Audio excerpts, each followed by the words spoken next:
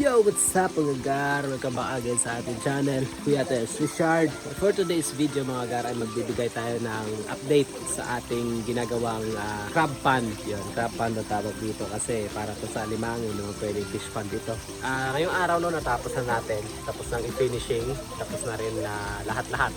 Bali, papatuyuin na lang to. Tapos, i-ready na. Ayun. So, tara mga gar.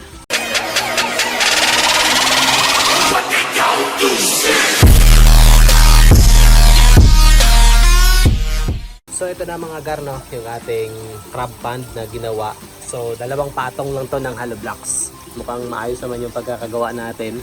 Mukhang hindi first time. Bukas no, babasain muna to. Tapos by Martes siguro, umpisa na tong lalagyan ng tubig para masubukan kung ito ba ay ayos o hindi. Ayun, kung may tagas or wala. Pero positive naman kami na hindi to tatagas dahil matapang yung nilagay nating Sahara dito. Ayun, sa bawat finishing na ginawa natin, labas at likod, no? Makapal na Sahara yung ginamit natin. So sigurado naman ako na hindi to tatagas. So ito na yung ano natin, gawa natin, no? Nasa 16 feet yung haba nito. Simula dyan, no? 16 feet. Tapos nasa 1 metro ang lapad. Lalagyan natin to ng ng takip dahil kung hindi no, for sure aakyat yung alimango dito. So lalagyan natin to ng takip. Tapos hindi ko sure kung maayos itong para sa akin kasi okay na to na hahakbang-hakbangan. Pero panigurado lalagyan pa rin natin to ng ng doble dito para pagka umapak medyo malapad yung aapakan. Hindi ka mahihirapan. Ito yung gagawin natin no, sa susunod siguro. Pero for now no, okay na to siya. So itong mga tubo na to, ito yung mga sobra natin na tubo. Ang gagawin natin dyan ay puputol-putulin natin yan ng maiksi. Tapos ilalagay yan dito sa mga gilid para magiging hides no, ng ating mga alimango. Kasi ang plano ko mga gar, ilalagay yung mga alimango dito ng walang tali para pagka mag-molt sila no, walang problema. Kasi pagka may tali, ang alimango pag nag-molt, panigurado patay. Ayun, so makakatulong kasi yung dapat na walang tali para mag-molt siya, goods na goods. Yun. So ang hides no, magiging malaking tulong yon para hindi magkainan kasi ang alimango cannibalistic yan. So lalagyan natin to ng napakaraming hides dito sa mga panggilid no. Yun ang ilalagay natin ito. Puputol-putulin natin yan. Ayun. So yun yung magiging hides natin. So goods na yan. And marami tayong mga nabiling uli na alimango no ngayon. Marami tayong naidagdag. So actually ito, isang linya to sa ilalim na mga payat.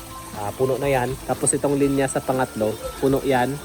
Tapos itong linya natin sa pangalawa, ito yung mga matataba. So hanggang dito yung mataba natin. So maraming mataba natin no. 6, bali 15. Meron tayong 15 na matatabang alimango. So susunod ko na balik no sa Sabado, dadalhin ko na to sa sa pakiluhan. Harbisin na natin to. Sa ngayon, hayaan na muna natin yan kasi wala tayong oras no para harbisin.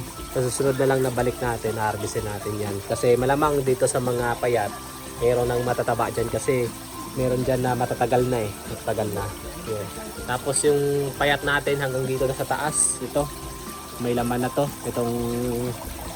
Itong tatlo sa taas may laman. Kaso hindi natin masisilip dahil wala tayong mapatungan dahil itong finishing natin, basa pa yan, kanina lang yan. Shout out sa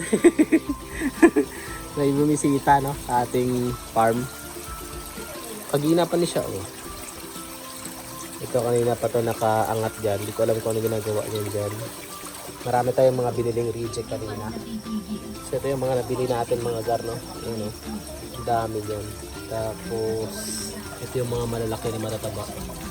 Yun Tapos dito no, matataba din yan dito. Yan Yan. Tapos ito malalaki na payat. Ayan, mga papataba ito. Ayan. Tapos meron din yan dito. Ayan mga gar, napakaraming reject. Ayan, napakamaraming mga reject mga gar. Ayan. Tapos ito din. Yan, ang dami. Ayan. Tapos mayroon pa tayo dito. Yan. Pinapamulot natin yan. Ito yung bago nating design. So yun yung update natin mga garno. So ito na yung tapos na. So antay na lang to. Malamang sa susunod na high tide, yung tawag namin dito ay sikla. Magagamit na natin to. Yan, magagamit natin fully. Kaya kahit sobrang dami ng bibili natin mga reject, wala tayong problema dahil dito lang natin yung ilalagay. Tapos hayaan lang natin hanggang sa mag-mold yung mga reject natin. Kasi yung mga maliliit na reject ay 100 lang ang per kilo sa pagbili. Tapos pag binibili natin dito sa atin ay 130. So hindi natin pwedeng ibenta dahil lugi tayo. So yung malalaking reject lang yung binibili ng 200 per kilo. Kaya papamold muna natin para lumaki ng kaunti. So dito na lang yung video natin mga garno. Hanggang sa muli ito yung Kuya Ted sinasabing, so God be, God glory.